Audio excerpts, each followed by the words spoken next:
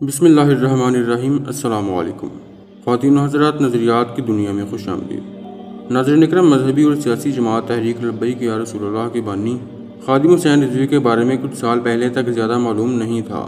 Supreme court نے بھی مارچ میں خفیہ ایجنسی کی اس بات پر سرزنش کی تھی کہ ان کو کیوں نہیں پتا کہ خادم حسین رضوی کے پاس پیسہ کہاں سے آ رہا ہے، ان کا ذریعہ معاش کیا ہے اور وہ کون سا کاروبار کر کے اتنا پیسہ کماتے ہیں کہ ختم ہونے کا نام ہی نہیں لیتا۔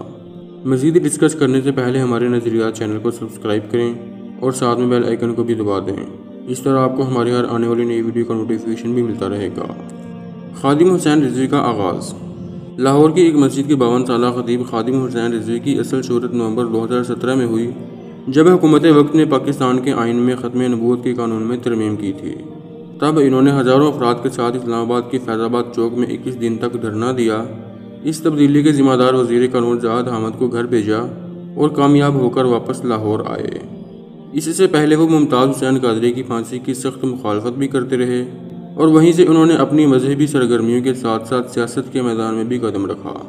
خادم حسین رضوی کو قانون ناموس رسالت کے حق میں بولنے کی وجہ سے پنجاب کے محکمہ اوقاف سے فارغ کر دیا گیا تھا، جس کے بعد انہوں نے 2017 میں تحریک لبیک پاکستان کی بنیاد رکھی اور اسی سال ستمبر میں NA 120 لاہور میں ہونے والے ضمنی انتخابات میں 7000 ووٹ حاصل کر کے ملکی سیاست دانوں کو حیرت میں ڈال دیا۔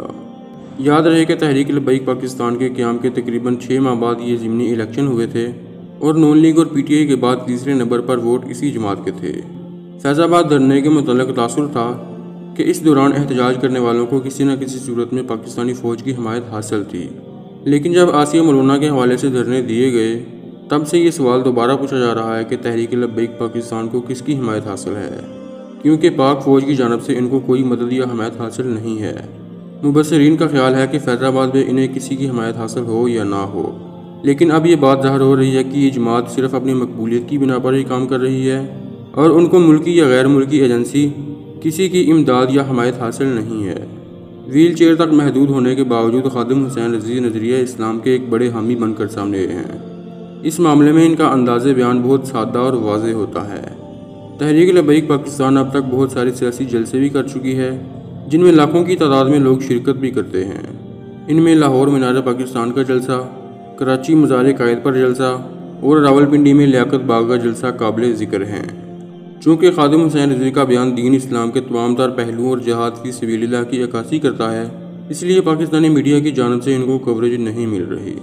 میڈیا کی اس طرح کی دو نبریوں کی وجہ سے بہت سے لوگ پاکستانی میڈیا کو یہودی اور دجالی میڈیا بھی کہتے ہیں۔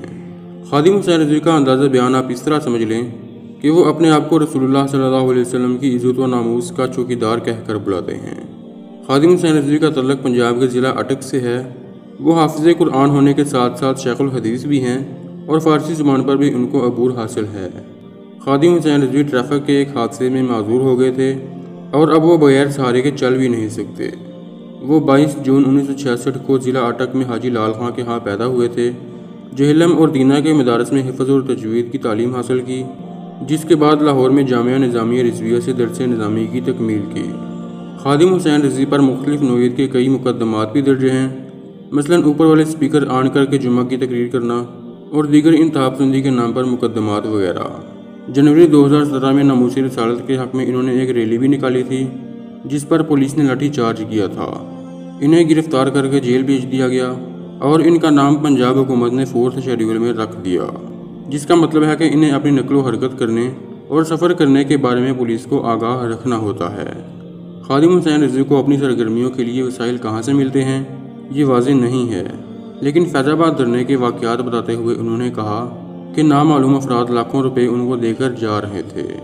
اس کے ساتھ ساتھ یہ بھی بتاتا چلوں کہ انٹرنیٹ پر آسٹریلیا سے ایک شخص خادم حسین رضوی کا پتہ اور ان کا بینک اکاؤنٹ مانگ رہا تھا تاکہ انہیں رقم بھیج سکے۔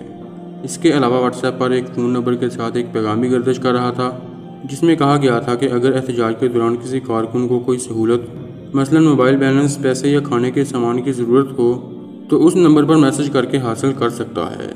اسی سے ظاہر ہوتا ہے کہ اندرون اور بیرون ملک دونوں جانب سے ان کے چاہنے والے تحریک لبیک پاکستان کو ہر طرح سے سپورٹ کرتے ہیں۔ اس کے علاوہ 92 نیوز پر ایک گنجے اینکر نے خادم حسین رضوی سے پوچھا کہ آپ کو پیسے کہاں سے ملتے ہیں، تو پھر خادم حسین رضوی نے اپنی جھولی میں سے لاکھوں روپے دکھا کر بتا ہی دیا کہ مجھے پیسے یہاں سے ملتے ہیں۔ ناظرین اکرام، یہ 12 ربیع الاول 2017 کی شام کا واقعہ ہے اور میں نے یہ انٹرویو لائیو دیکھا تھا۔ قسم سے خادم حسین رضوی کا جواب سن کر مالک اینکر کا منہ رونے والا ہو گیا تھا اور اس کو یہ بھی پتہ نہیں چل رہا تھا کہ آگے بات کہاں سے شروع کی جائے۔